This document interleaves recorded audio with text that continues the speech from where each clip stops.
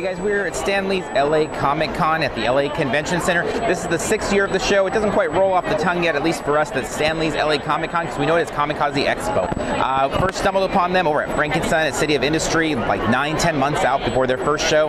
They made a claim they wanted to be LA's Comic Con, and so it's a really fitting title now, even though it doesn't roll off the tongue quite yet. We might be calling it Comikaze for a while. That said, we're super excited to be here for another day. As you can see, we're immersed in a sea of cosplay and all sorts of pop culture fun here. We're going to take you around the floor, show you some highlights there, bring you into the Hot Topic main stage where they have some of really the world's top talent when it comes to, you know, what we love in comic TV and movies and all sorts of that pop culture fun as well. Show you a little bit of that, give you a feel for what the show is, and then we'll come back with our Under the Con to wrap up, tell you about some of the goodies that we picked up and some of the observations we made on the show.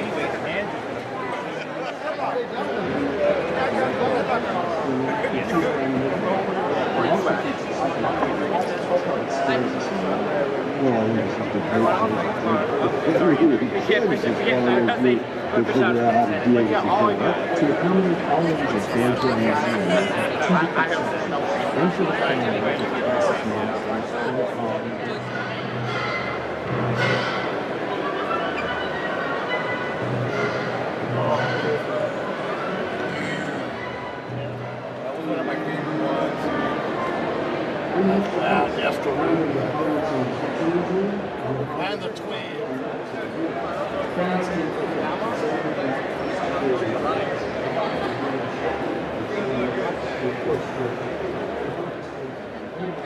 Online, magazines, a whole number of TV shows, but our biggest flow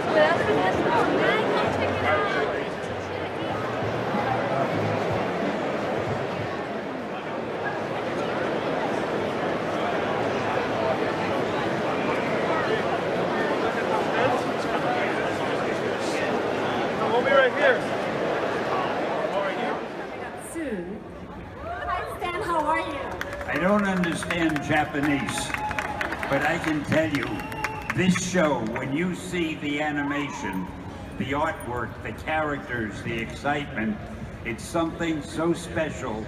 I can't wait to see it all finished. I've been in on the creation of it. I've been watching them do it little by little. They've got the top artists and writers and talents in Japan working on it.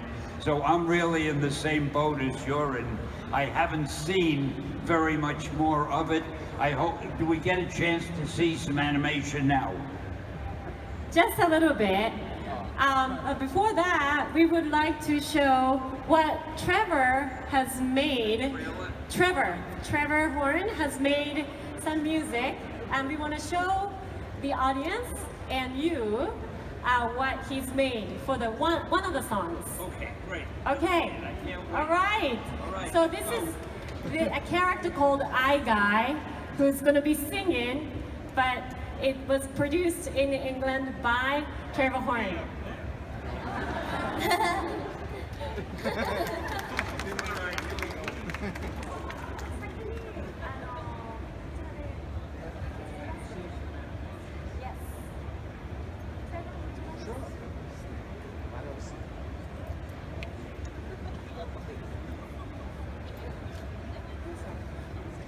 The video, please.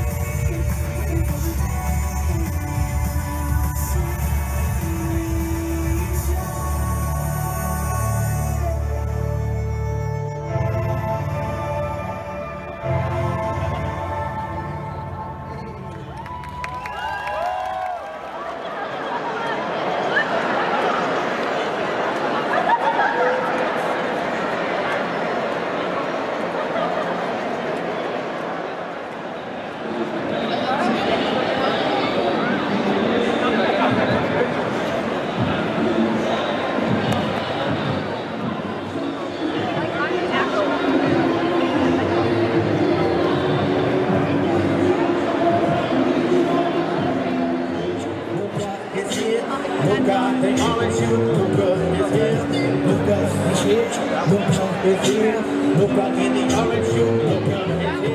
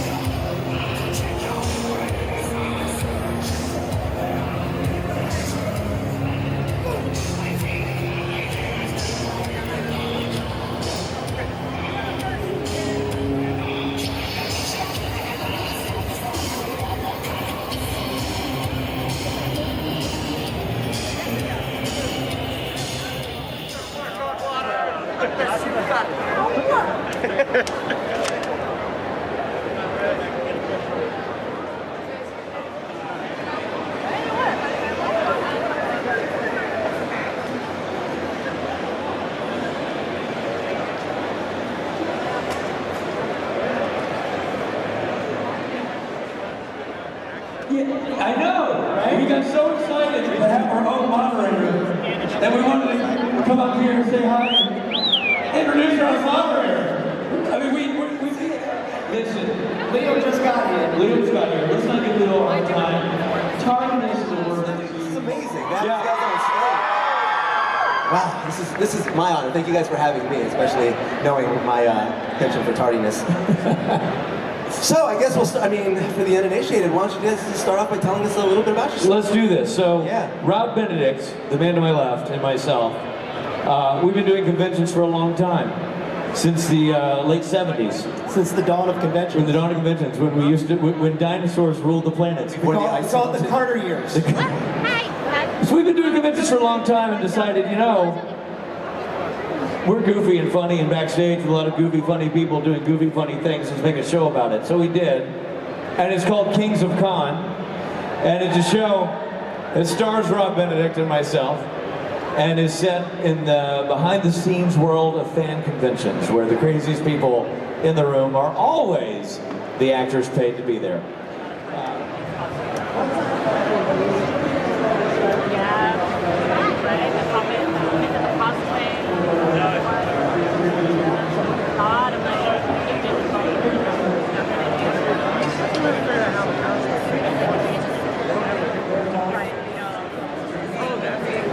Got it? My bag? Yeah, yeah, actually back. Okay, now.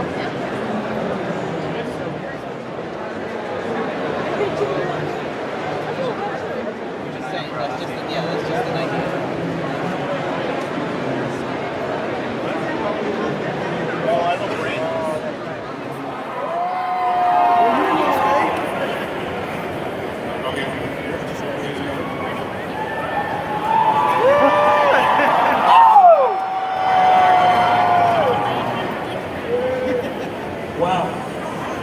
Hello guys, thank you for coming. Like how does something like this feel to all of a sudden be a cultural phenomenon? Well, it's funny because I thought this room was a lot smaller. You guys, there's a lot of people here. Thank you so much. It's great to be a part of the Marvel family. This is one of the coffee dates, right? A lot of coffee dates, right? That's how you take a cigarette. Nobody here likes coffee though. I can tell. Nobody here likes coffee. Mike, why don't you talk a little bit about taking on this role? Because, I mean, that has been kind of to you over the years. Like, were you a fan of Mainstage sending these shoes are pretty good. You know, getting this opportunity was kind of weird because I was always a big Marvel fan. I read a lot of comic books growing up from friends and family because I didn't grow up in a major city, so I could get my hands on my own comics. So I just took what my cousins gave me. They never gave me a Luke Cage comic book, so it was weird getting an opportunity to play someone I'd heard of but never had a chance to read the comics for. So I think it benefited because ultimately, when you're really passionate about something, you get really excited. Sometimes it's really hard as an actor to just push that away and try to create the character in the origin and just trying to create it from scratch. It's very difficult mentally, so I think it worked out. What I thought was interesting about the movie. Uh-oh. She said there better be a season 2. There better be a season 2. Can we settle it with an arm wrestling match? I think what's interesting is that the series felt important. And just like Jessica Jones felt important for a lot of women, I think that this series felt important for a lot of minorities and a lot of African Americans. I mean, there seems to be a trend starting up, and it's a long time coming, and it's well overdue. How do you feel being at the forefront of that? Do you feel that responsibility? You know, I can't say that I feel the responsibility because as an actor, you're trying to give people something, and then when you give it to them, it becomes a part of the fabric of society. So the character lives on before me, when I'm not playing it, someone else. It doesn't matter. It's an idea. That's what's important. So to be at the forefront of this, to be playing this character, the original Luke Cage, and the first black superhero to have his own television series, it's a cool thing. It's not missed on me. And so I'm always reminded by fans when I'm out in public and when I go places, how important it is to these guys, and so I feel the love, and that's something that's really important. I went to Paris to see some fans out in Paris Comic Con, and I gotta tell you, I literally flew from LA, stopped to do a talk show in New York, jumped on another plane, flew overnight, got to Paris, and I mean, I was really tired. But when I got there, the energy from the fans, it gets me through because I'm there for them and they're there for me, and so it's one of those things where sometimes you're doing stuff, it's good to get the feedback from the fans, so I appreciate you guys.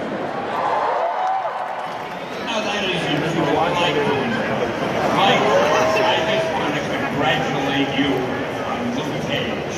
You crashed the internet with it. Mission accomplished.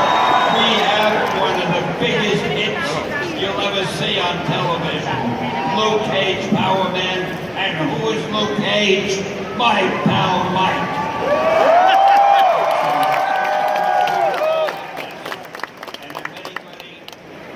Tampers with that show in any way. Anything happens you don't like, you call me. Thanks for tolerating.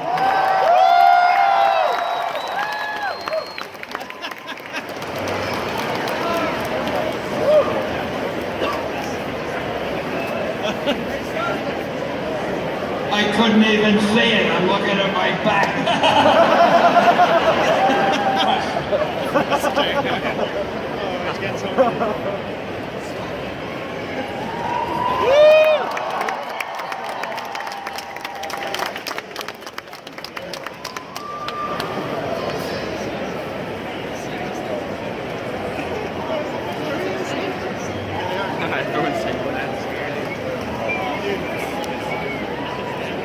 Let's hear from Schneider one more time, guys.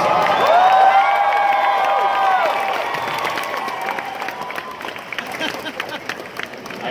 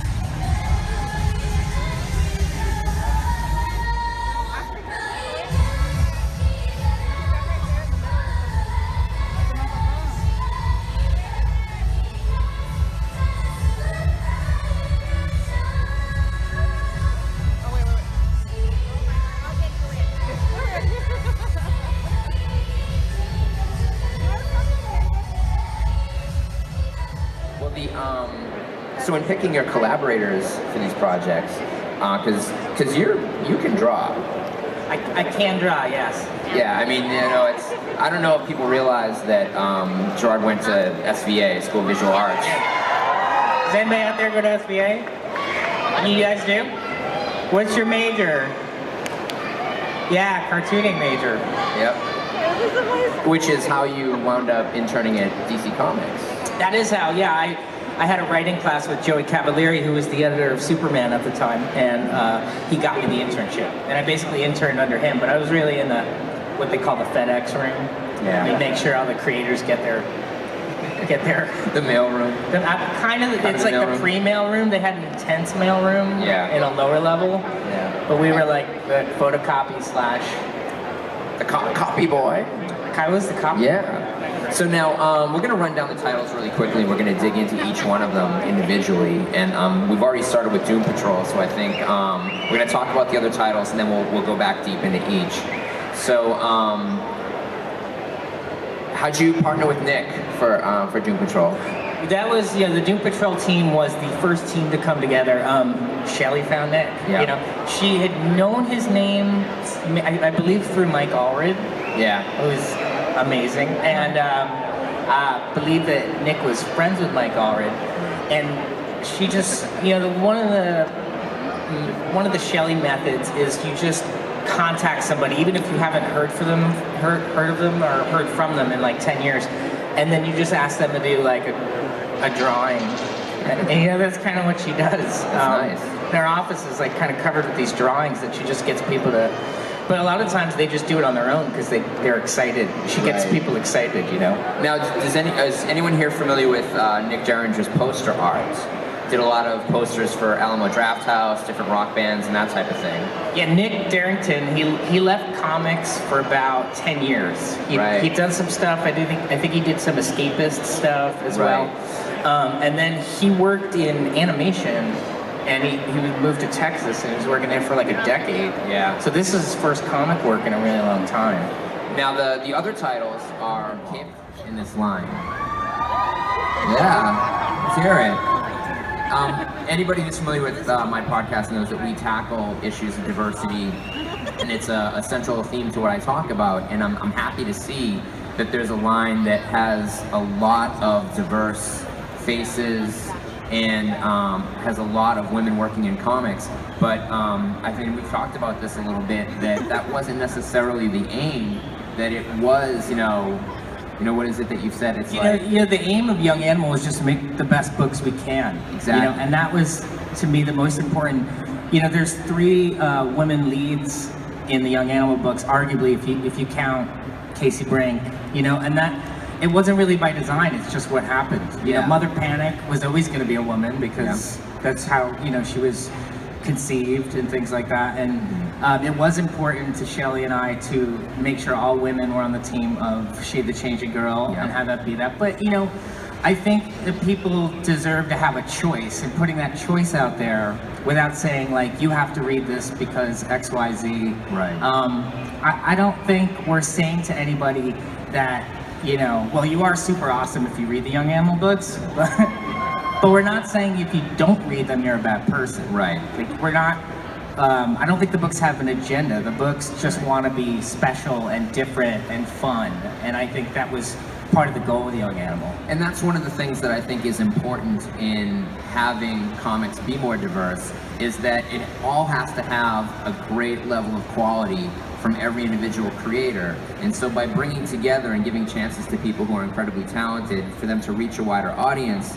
the odds after that is established of other voices and more people of color and more women writing comics coming into the business becomes a little bit of an easier transition. And certainly there is a very different percentage of comic professionals now, say, than there were 20 years ago. That there's a lot more women working in comics, there's a lot more people of color working in comics, and I think comics have gotten better. I think because of it. Fully expecting, because I like to keep the music and the comics separate, but I thought if I could make music that wasn't necessarily totally me, and it could be perceived as somebody else making the music, and I could get guests and different people, that we can make some songs that come from the world of Young Animal, like the Cave Carson song we just put out.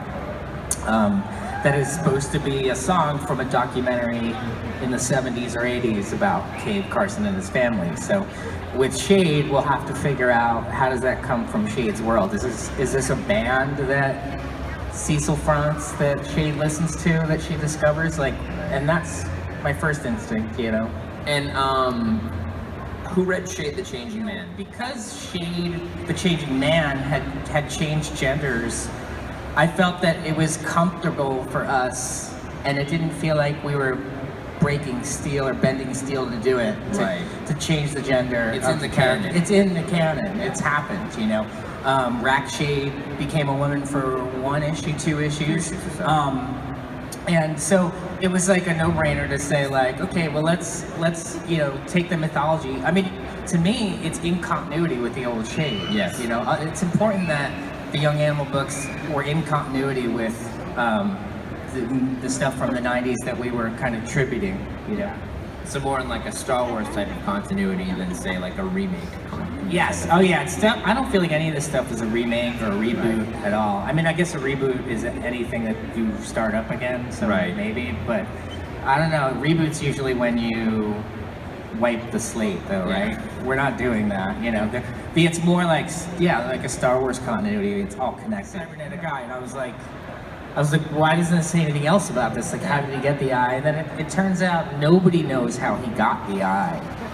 We did some research, and he showed up in Resurrection Man in the 90s, reintroduced as having a cybernetic eye. But it was kind of like back in the day where people were like cyborgs a lot because of Terminator. And it was like one of those things a little bit where he had this really intense cybernetic eye. It's not like the eye in our books. It's like bolted on. Like Deathlock. Yeah, exactly. Like head equipment type of thing. But the writer used this really great trick, which is to say, like, he put the eye on the character to show that he had adventures in between the last time you saw him that you didn't know about. Right. And I love that storytelling device. I love that trick.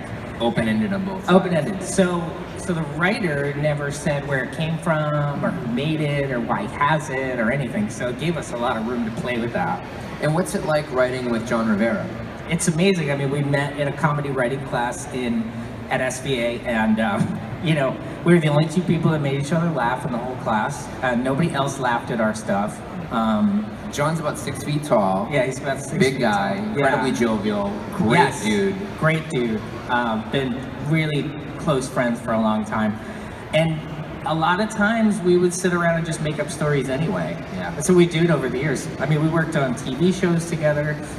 He wrote a film script with Mikey, so like he's kind of our, you know, sometimes he's our writing buddy. We wanted to explore fame a lot. We really did. We wanted to explore kind of what it means today, our obsession with fame, what it takes to make a person famous these days as opposed to what it used to take back in the day. And she is somebody that just happens to be famous because her dad mysteriously died when she was young, and she has a lot of money.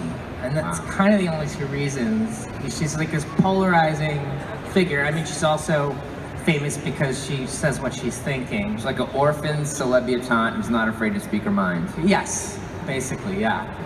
And so Jody Hauser, who is writing the title You May Know for Faith, great comic, and she's done adaptations of Attack on Titan and Orphan Black, but she also wrote Cupcake Pow. Oh, I'm not familiar. Yeah, which is I think the first webcomic I ever read. Oh, cool. Yeah, and the type of thing that would show up being shared on my friends' timelines on Facebook. I'm like, oh, this is great. Yeah, she's an amazing writer. She helped create the character. She helped shape that character. Again, a lot of the Young Animal stuff was just kind of like core concept stuff, and then we would sit down and start collaborating with the writers. And you know, Tommy and I were working on Mother Panic a little before Jody came on, getting the look right, getting certain details right. Like, it's important to show that she was dressed like somebody in Los Angeles. That was kind of it, you know, where she spends a lot of money to look like she doesn't give a shit. And, like, you know, And that was important. Fred Siegel's. Yeah, because you see as represented in comics sometimes people that are like famous or celebrities and they're dressed to the nines and we're like no. Violet's gonna be different than that. She's gonna look pretty rough. And Tommy's been working in comics since the 80s. He worked on The Question and a lot of kind of commercial series. We had been wanting to got my Art Center pin for Tommy. Yeah, Tommy Lee Edwards and I had been wanting to work together for a very long time. He just reached out one day and asked me to come to North Carolina Comic Con. I had a blast. We really connected. We talked about doing stuff together. We almost did a Batman thing together. Oh, wow. But then it transformed into Mother Panic. Yeah. And then bringing Jodie in to really hone in on the character and bring out her details and help create her with us was amazing. So you've got this collaboration there.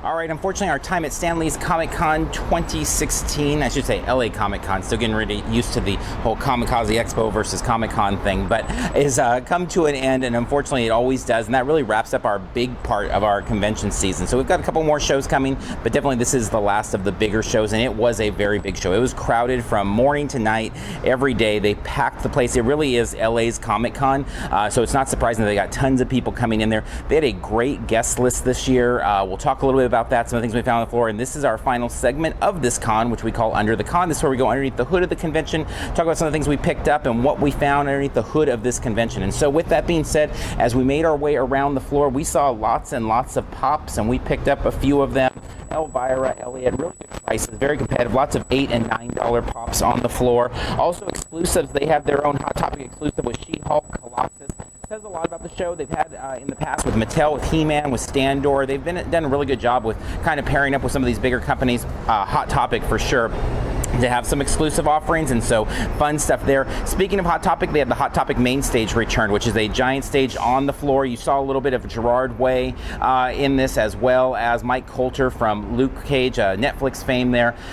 That is a big get. Both of them just on their own are big gets. But in addition to that, they had a Batman 66 reunion going on, not on the main stage there, but in another room. They had Mike Tyson there signing. They had a CW Flash cast panel that made their way there. And then again in the signing room, they had Dan Harmon. They had the Rick and Morty as kind of a theme there. They really did a good job of capturing the big talent, and that's what I see LA Comic Con being in many ways, or Stanley's LA Comic Con being in many ways, is it's a great sampler platter of pop culture for people to come out, get a half-hour panel with these big-time celebs, get some fun anecdote stories, things like that, be able to see them, come grab some great merch, make their way on, and be able to say that they had a great pop culture time at the show. And so it's not as much like big, hour-long panels where they're delving into, the mythos of things. That said, they have a lot of great fan panels, throughout the day, talks on Star Wars and all sorts of nerdy things, all day, every day throughout the convention. That's been consistent with that party vibe of Comic-Con here.